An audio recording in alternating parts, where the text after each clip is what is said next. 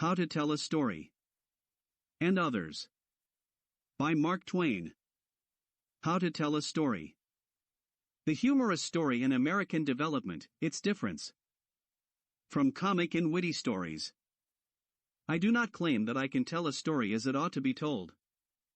I only claim to know how a story ought to be told, for I have been almost daily in the company of the most expert storytellers for many years. There are several kinds of stories, but only one difficult kind, the humorous.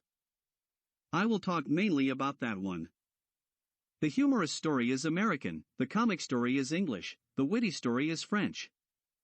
The humorous story depends for its effect upon the manner of the telling, the comic story and the witty story upon the matter. The humorous story may be spun out to great length, and may wander around as much as it pleases, and arrive nowhere in particular, but the comic and witty stories must be brief and end with a point. The humorous story bubbles gently along, the others burst.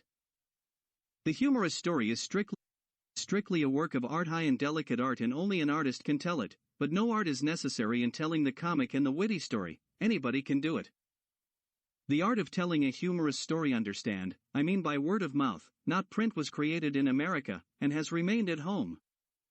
The humorous story is told gravely. The teller does his best to conceal the fact that he even dimly suspects that there is anything funny about it, but the teller of the comic story tells you beforehand that it is one of the funniest things he has ever heard, then tells it with eager delight, and is the first person to laugh when he gets through. And sometimes, if he has had good success, he is so glad and happy that he will repeat the nub of it and glance around from face to face, collecting applause, and then repeat it again. It is a pathetic thing to see. Very often, of course, the rambling and disjointed humorous story finishes with a nub, point, snapper, or whatever you like to call it. Then the listener must be alert, for in many cases the teller will divert attention from that nub by dropping it in a carefully casual and indifferent way, with the pretense that he does not know it is a nub. Artemus Ward used the trick a good deal. Then when the belated audience presently caught the joke, he would look up with innocent surprise, as if wondering what they had found to laugh at.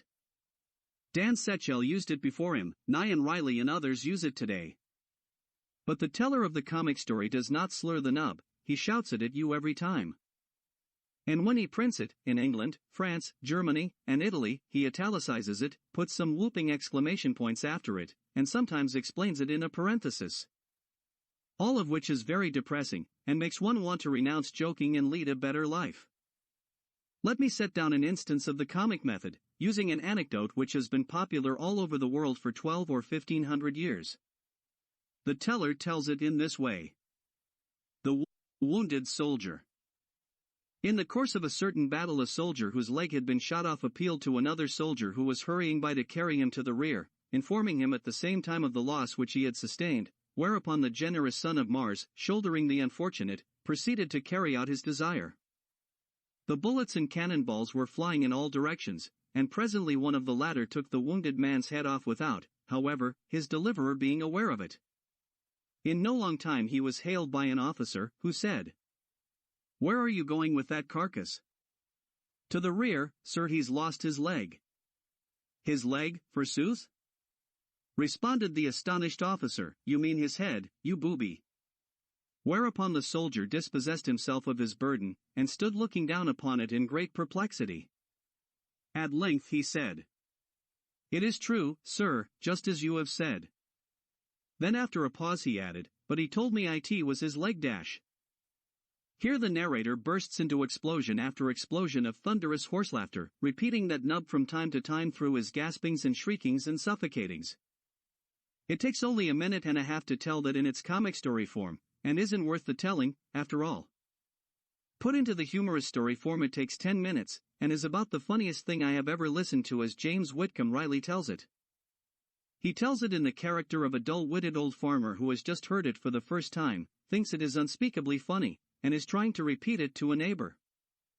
But he can't remember it, so he gets all mixed up and wanders helplessly round and round, putting in tedious details that don't belong in the tale and only retard it, taking them out conscientiously and putting in others that are just as useless, making minor mistakes now and then and stopping to correct them and explain how he came to make them, remembering things which he forgot to put in their proper place and going back to put them in there, stopping his narrative a good while in order.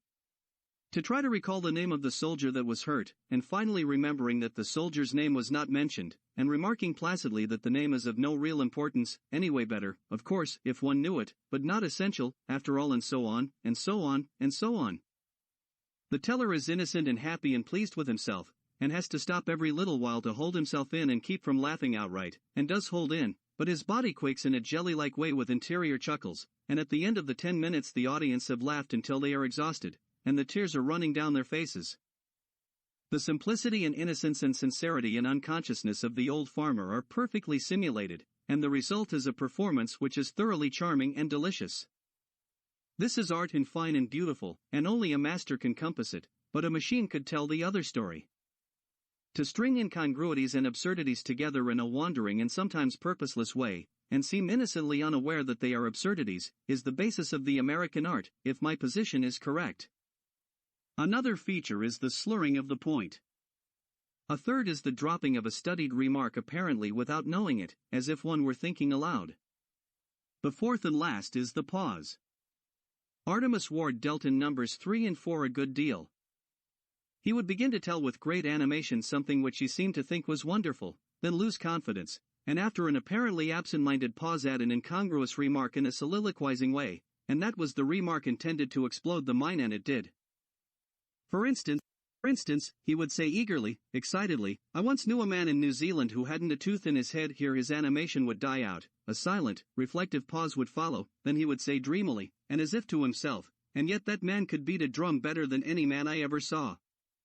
The pause is an exceedingly important feature in any kind of story, and a frequently recurring feature, too. It is a dainty thing, and delicate, and also uncertain and treacherous, for it must be exactly the right length, no more and no less, or it fails of its purpose and makes trouble. If the pause is too short the impressive point is past, and if too long, the audience have had time to divine that a surprise is intended, and then you can't surprise them, of course. On the platform I used to tell a Negro ghost story that had a pause in front of the snapper on the end, and that pause was the most important thing in the whole story. If I got it the right length precisely, I could spring the finishing ejaculation with effect enough to make some impressible girl deliver a startled little yelp and jump out of her seat, and that was what I was after. This story was called The Golden Arm, and was told in this fashion. You can practice with it yourself, and mind you look out for the pause and get it right. The Golden Arm. Once upon a time day was a monsus mean man, and he lived way out in de prairie all alone by hisself, 'ceppin he had a wife. And bimeby she died, and he tuck and toted her way out da in de prairie and buried her. Well, she had a golden arm all solid gold, from de shoulder down. He was powerful mean powerful, and dat night he couldn't sleep, gaze he want dat golden arm so bad. When it come midnight he couldn't stand it no mo, so he get up, he did, and tuck his lantern and shoved out though de storm and dug her up and got de golden arm, and he bent his head down gin de wind, and plowed though de snow. Den all on a sudden he stop, make a considerable pause here, and look startled, and take a listening attitude, and say, "My lan, what's dat?" And he listen and de wind say, "Set your teeth together and imitate the wailing and wheezing sing-song of the wind, bzzzzzzzzz, and den, way back yonder wha de grave is, he hear a voice. He hear a voice all mixed up in de wind, can't hardly tell em part dash bzzzzzzwhodmygOldn arm, zzzzzzwhodmygOldn arm. You must begin to shiver violently now." And he begin to shiver and shake, and say, "Oh, my. My lawn." And de wind blow de lantern out, and de snow and sleet blow in his face and most choke him, and he start a plowin' knee deep towards home most dead. He so scared and pooty soon he hear de voice again, and, pause, it is comin' after him. bzzzzzzzzzzwhodmygOldn arm? When he get to de pasture he hear it again cluster now, and a comin' back da in de dark in de storm dash, repeat the wind and the voice. When he get to de house he rush upstairs and jump in de bed and kiver up, head in ears, and lay da shiverin' and shakin', and den way out da he hear it again, and a comin'. And bimeby he hear, pause odd, listening attitude, pat pat pat hits Ackerman upstairs. Den he hear de latch, and he know it's in de room. Den pooty soon he know it's a standin' by de bed. Pause. Den he know it's a bendin' down over him, and he can't scasely get his breath. Den he seem to feel something cold, right down most egg in his head. Pause. Den de voice say, write it is year dash WHOGOTMYGOLDN arm? You must wail it out very plaintively and accusingly, then you stare steadily and impressively into the face of the farthest gone auditory girl, preferably, and let that awe-inspiring pause begin to build itself in the deep hush. When it has reached exactly the right length, jump suddenly at that girl and yell, "You've got it!" If you've got the pause right, she'll fetch a dear little yelp and spring right out of her shoes. But you must get the pause right, and you will find it the most troublesome and aggravating and uncertain thing you ever undertook. Mental telegraphy again. I have 3 or 4 curious incidents to tell about. They seem to come under the head of what I named mental telegraphy in a paper written 17 years ago, and published long afterwards, the paper entitled Mental Telegraphy, which originally appeared in Harper's Magazine for December, 1893, is included in the volume entitled The American Claimant and Other Stories and Sketches. Several years ago I made a campaign on the platform with Mr. George W. Cable. In Montreal we were honored with a reception. It began at 2 in the afternoon in a long drawing room in the Windsor Hotel. Mr. Cable and I stood at one end of this room, and the ladies and gentlemen entered it at the other end, crossed it at that end, then came up the long left-hand side, shook hands with us, said a word or two, and passed on, in the usual way. My sight is of the telescopic sort, and I presently recognized a familiar face among the throng of strangers drifting in at the distant door, and I said to myself, with surprise and high gratification, that as Mrs. R., I had forgotten that she was a Canadian.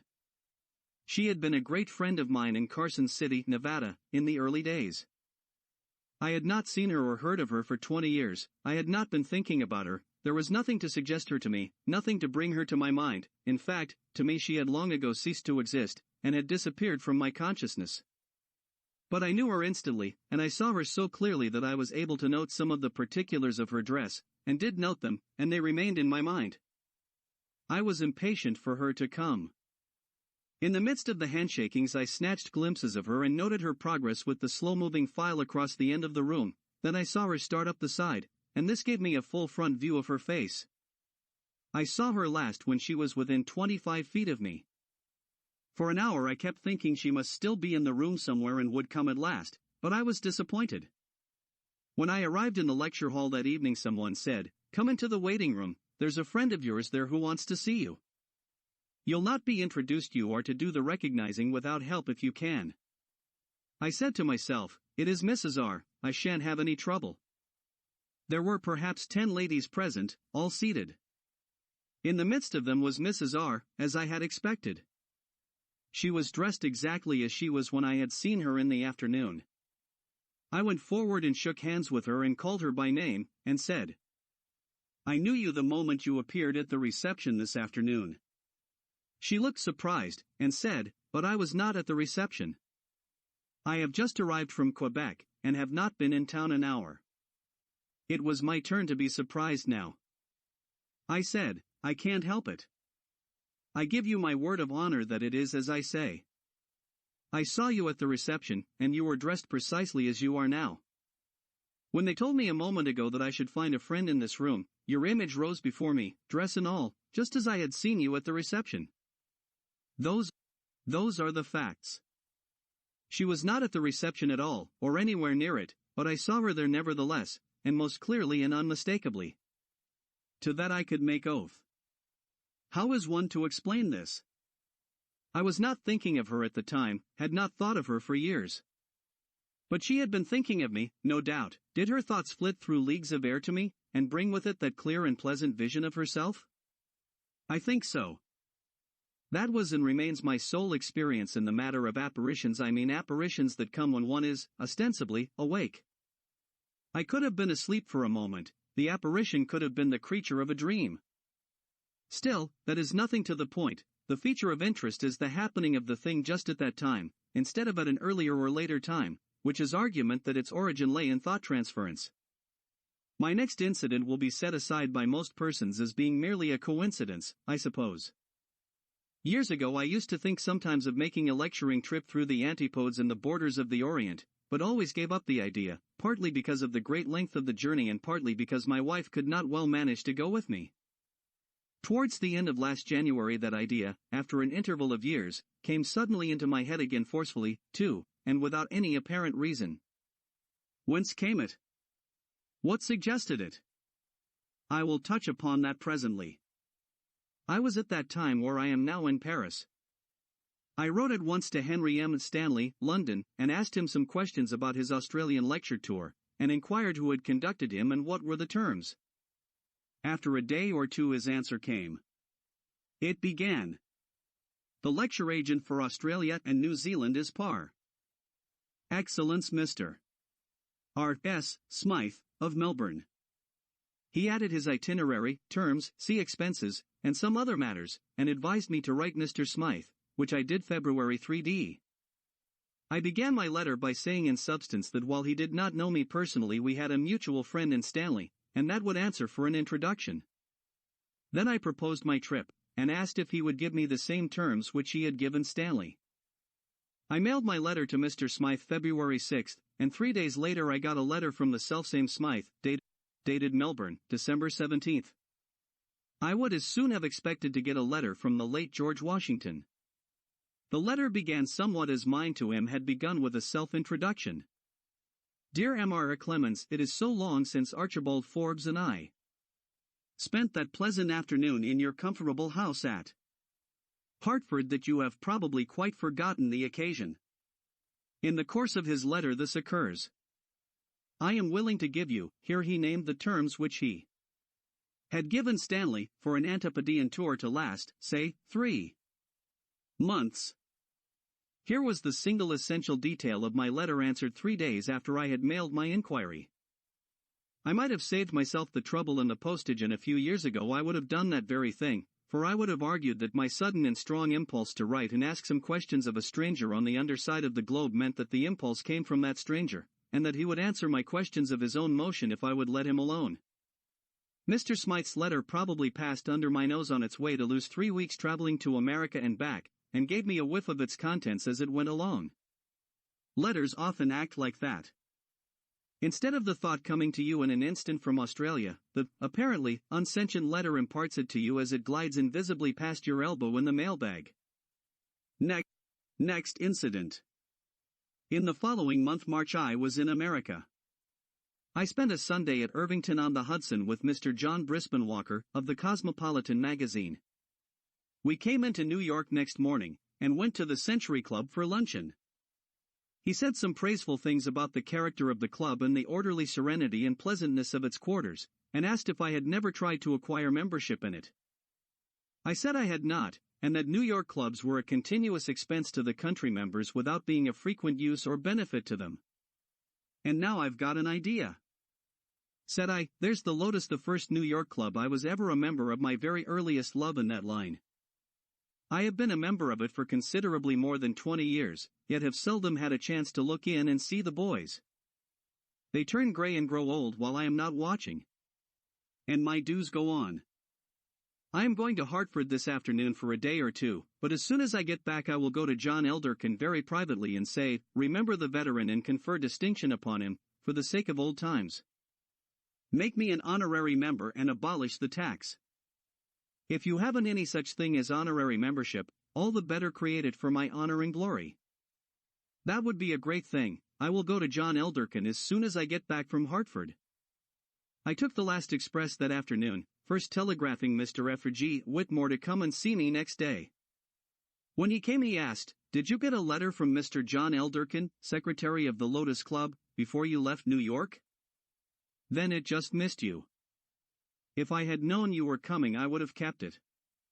It is beautiful, and will make you proud. The board of directors, by unanimous vote, have made you a life member, and squelched those dues, and you are to be on hand and receive your distinction on the night of the 30th, which is the 25th anniversary of the founding of the club, and it will not surprise me if they have some great times there. What put the honorary membership in my head that day in the Century Club? For I had never thought of it before.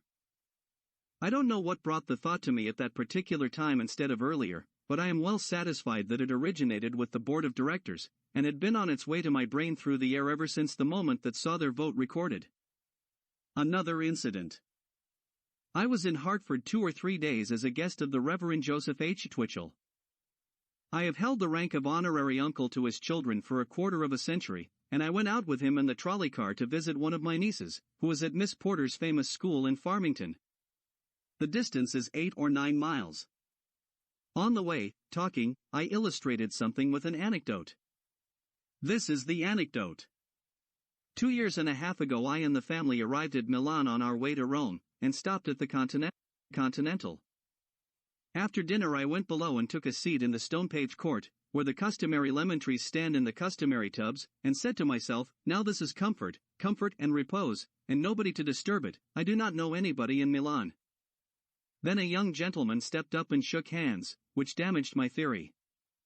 He said, in substance, "You won't remember me, Mr. Clemens, but I remember you very well. I was a cadet at West Point when you and Reverend Joseph H. Twitchell came there some years ago and talked to us on 100th night. I am a lieutenant in the regular army now, and my name is H. I am in Europe, all alone, for a modest little tour. My regiment is in Arizona." We became friendly and sociable, and in the course of the talk he told me of an adventure which had befallen him about to this effect. I was at Bellagio, stopping at the big hotel there, and 10 days ago I lost my letter of credit. I did not know what in the world to do. I was a stranger, I knew no one in Europe, I hadn't a penny in my pocket, I couldn't even send a telegram to London to get my lost letter replaced. My hotel bill was a week old, and the presentation of it so imminent that it could happen at any moment now. I was so frightened that my wits seemed to leave me. I tramped and tramped, back and forth, like a crazy person. If anybody approached me I hurried away, for no matter what a person looked like, I took him for the head waiter with the bill. I was at last in such a desperate state that I was ready to do any wild thing that promised even the shadow of help, and so this is the insane thing that I did. I saw a family lunching at a small table on the veranda, and recognized their nationality Americans: father, mother, and several young daughters, young, tastefully dressed, and pretty, the rule with our people. I went straight there in my civilian costume, named my name, said I was a lieutenant in the army, and told my story and asked for help. What do you suppose the gentleman did? But you would not guess in 20 years. He took out a handful of gold coin and told me to help myself freely. That is what he did. The next morning the lieutenant told me his new letter of credit had arrived in the night, so we strolled to Cook's to draw money to pay back the benefactor with. We got it, and then went strolling through the great arcade. Presently he said, "Yonder they are, come and be introduced." I was introduced to the parents and the young ladies, then we separated, and I never saw him or them any. "Here we are at Farmington," said Twitchell, interrupting. We left the trolley car and tramped through the mud 100 yards or so to the school, talking about the time we and Warner walked out there years ago, and the pleasant time we had. We had a visit with my niece in the parlor, then started for the trolley again. Outside the house we encountered a double rank of 20 or 30 of Miss Porter's young ladies arriving from a walk, and we stood aside, ostensibly to let them have room to file past, but really to look at them. Presently one of them stepped out of the rank and said, "You don't know me, Mr. Twitchell, but I know your daughter, and that gives me the privilege of shaking hands with you." Then she put out her hand to me, and said, "And I wish to shake hands with you too, Mr. Clemens. You don't remember me, but you were introduced to me in the arcade in Milan 2 years and a half ago by Lieutenant H. What had put that story into my head after all that stretch of time?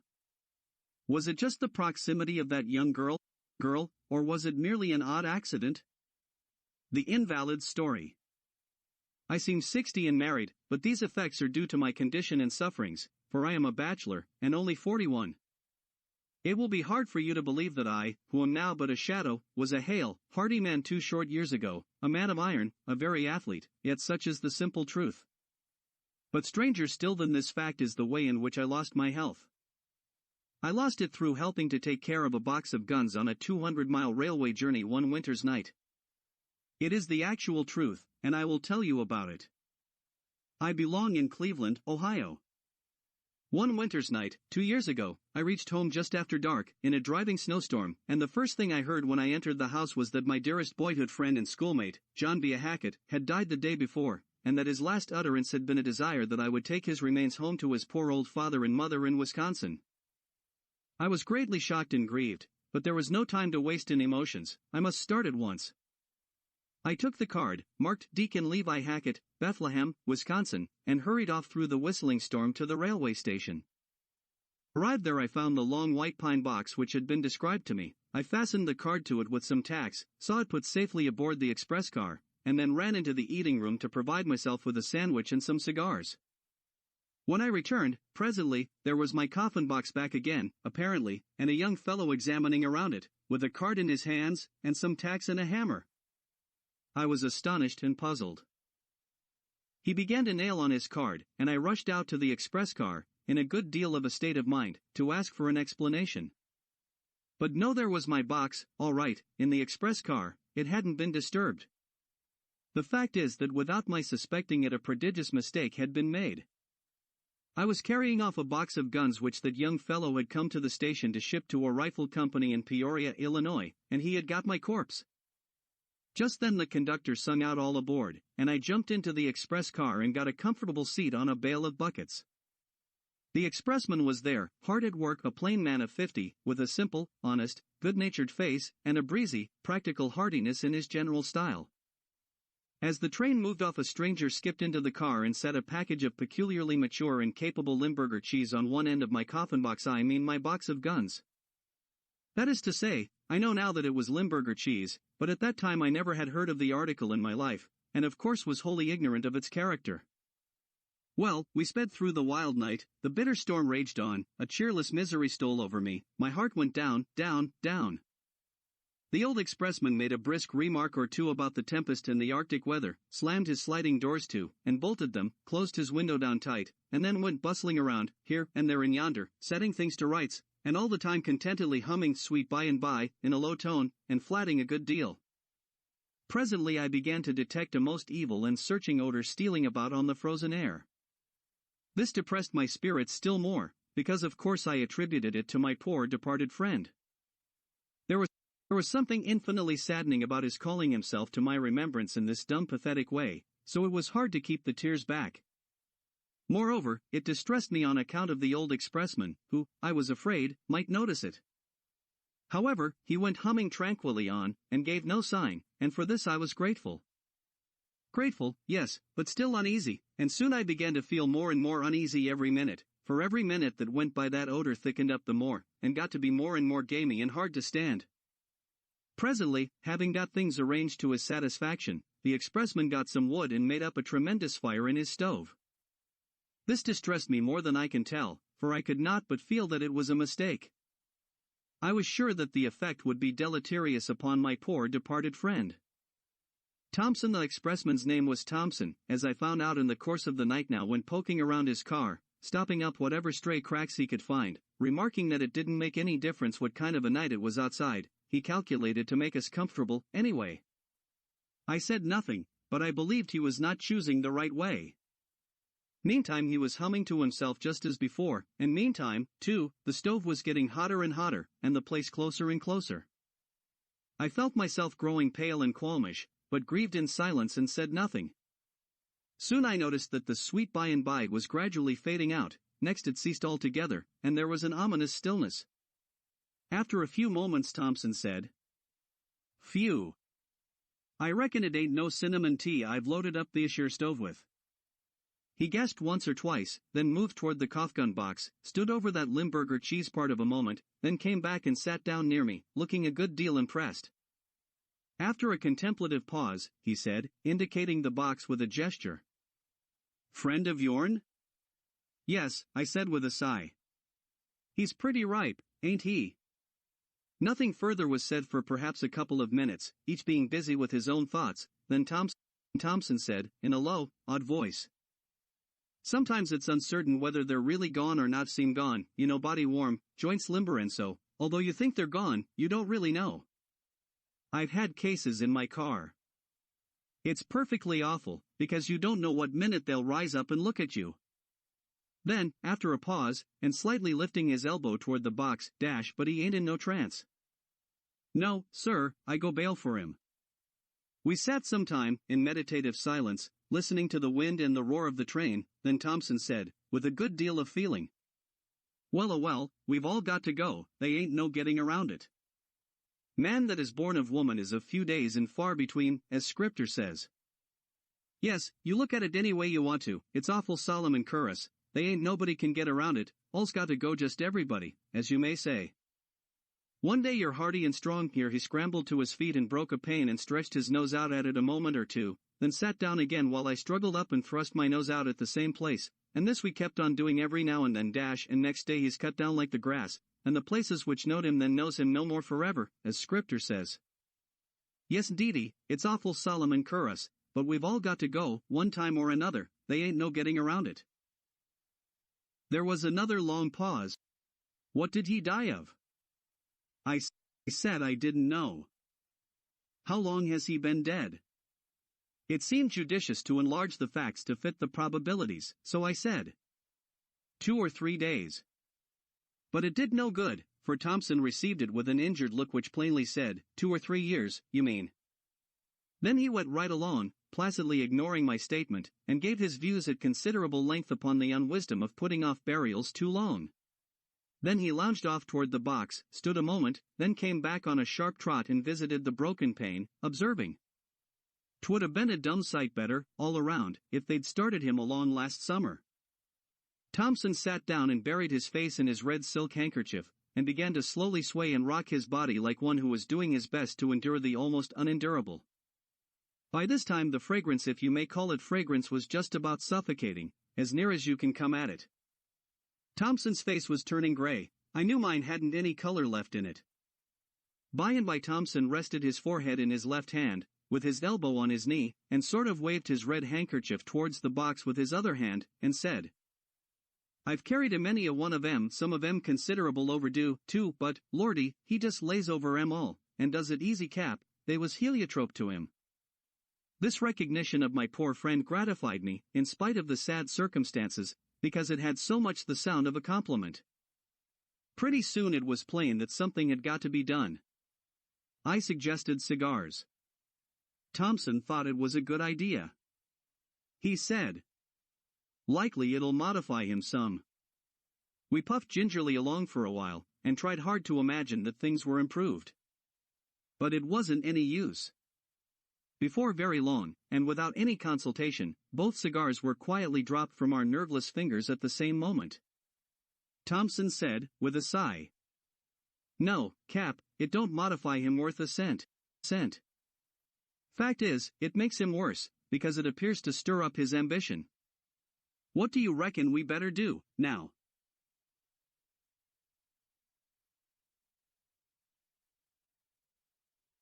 I was not able to suggest anything. Indeed, I had to be swallowing and swallowing, all the time, and did not like to trust myself to speak. Thompson fell to maundering, in a desultory and low-spirited way, about the miserable experiences of this night, and he got to referring to my poor friend by various titles, sometimes military ones, sometimes civil ones, and I noticed that as fast as my poor friend's effectiveness grew, Thompson promoted him accordingly, gave him a bigger title. Finally he said, "I've got an idea. Suppository, and we buckle down to it and give the colonel a bit of a shove towards t'other end of the car, about 10 foot, say. He wouldn't have so much influence, then, don't you reckon?"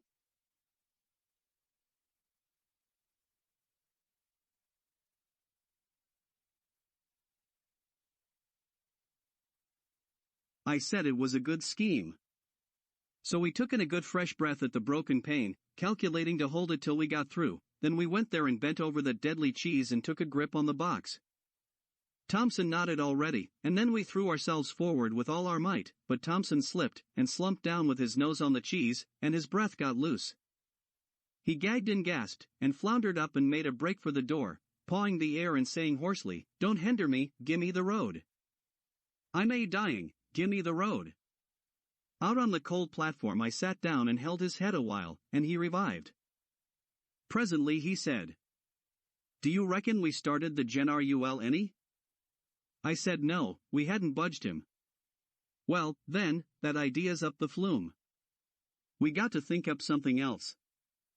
He's suited where he is, I reckon, and if that's the way he feels about it, and has made up his mind that he don't wish to be disturbed, you bet he's going to have his own way in the business.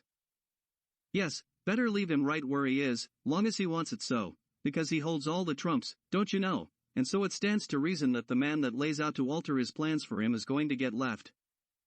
But we couldn't stay out there in that mad storm, we should have frozen to death. So we went in again and shut the door, and began to suffer once more and take turns at the break in the window. By and by, as we were starting away from a station where we had stopped a moment, Thompson pranced in cheerily and exclaimed, "We're all right, now. I reckon we've got the Commodore this time. I judge I've got the stuff here that'll take the tuck out of him." It was carbolic acid. He had a carboy of it. He sprinkled it all around everywhere, in fact he drenched everything with it, rifle box, cheese and all. Then we sat down, feeling pretty hopeful. But it wasn't for long. You see, the two perfumes began to mix, and then well, pretty soon we made a break for the door, and out there Thompson swabbed his face with his bandana and said in a kind of disheartened way, "It ain't no use. We can't buck egg in him. He just utilizes everything we put up to modify him with, and gives it his own flavor and plays it back on us.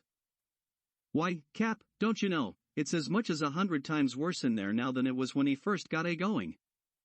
I never did see one of 'em warm up to his work so, and take such a damnation interest in it. No, sir, I never did, as long as I've been on the road, and I've carried a many a one of 'em, as I was telling you. We went in again after we were frozen pretty stiff, but we couldn't stay in, now. So we just waltzed back and forth, freezing, and thawing, and stifling, by turns. In about an hour we stopped at another station, and as we left it Thompson came in with a bag, and said, "Cap, I'm going to chance him once more, just this once, and if we don't fetch him this time, the thing for us to do, is to just throw up the sponge and withdraw from the canvas." That's the way I put it up. He had brought a lot of chicken feathers, and dried apples, and leaf tobacco, and rags, and old shoes, and sulfur, and asafoetida, and one thing or another, and he piled them on a breadth of sheet iron in the middle of the floor, and set fire to them. When they got well started, I couldn't see, myself, how even the corpse could stand it. All that went before was just simply poetry to that smell, but mind you, the original smell stood up out of it just as sublime as ever. Fact is, these other smells just seemed to give it a better hold, and how rich it was. I didn't make these reflections there wasn't time made them on the platform. And breaking for the platform, Thompson got suffocated and fell, and before I got him dragged out, which I did by the collar, I was mighty near gone myself. When we revived, Thompson said dejectedly, "We got to stay out here, Cap. We got to do it.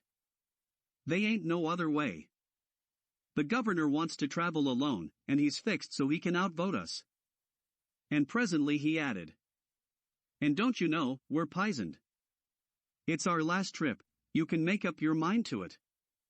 Typhoid fever is what's going to come of this. I feel it coming right now. Yes, sir, we're elected, just as sure as you're born." We were taken from the platform an hour later, frozen and insensible, at the next station, and I went straight off into a virulent fever, and never knew anything again for 3 weeks.